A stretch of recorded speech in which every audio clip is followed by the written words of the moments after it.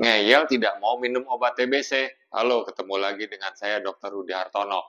Ini ada pertanyaan dari Nui. Nah, ini anaknya usia 5,5 tahun, beratnya 14,5. Nah, ayahnya sedang pengobatan TBC 4 bulan ya.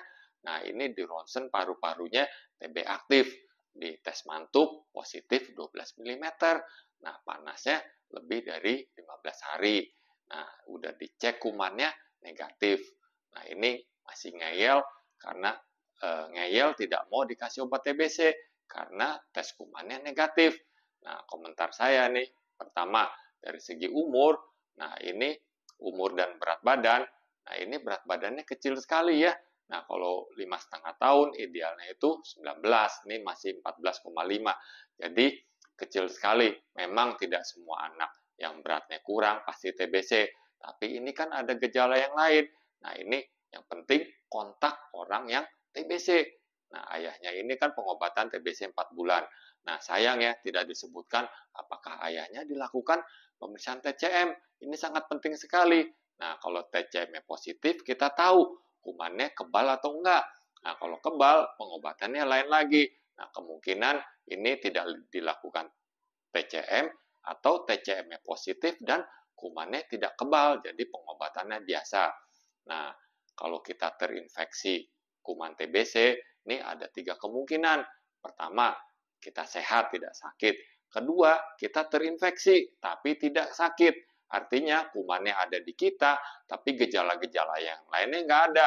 Misalnya, kita kontak sama orang dewasa TBC, nah kita ketularan, nah kumannya ada di kita, tapi kita nggak sakit.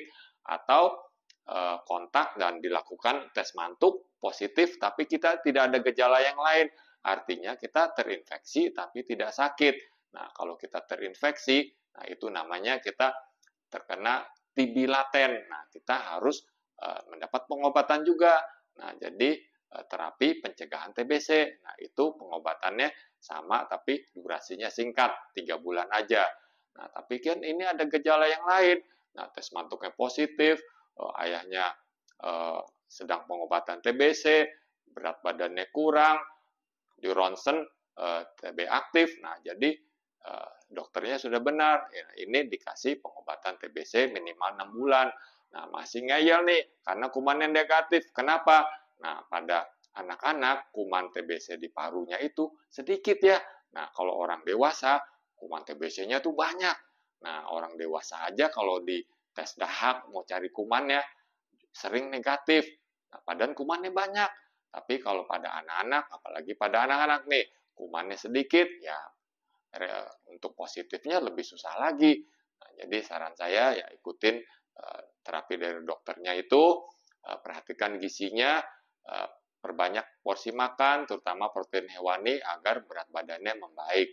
Nah, semoga berkenan ya. Nah, jika video ini bermanfaat, silakan share ke teman atau orang lain. Salam sehat.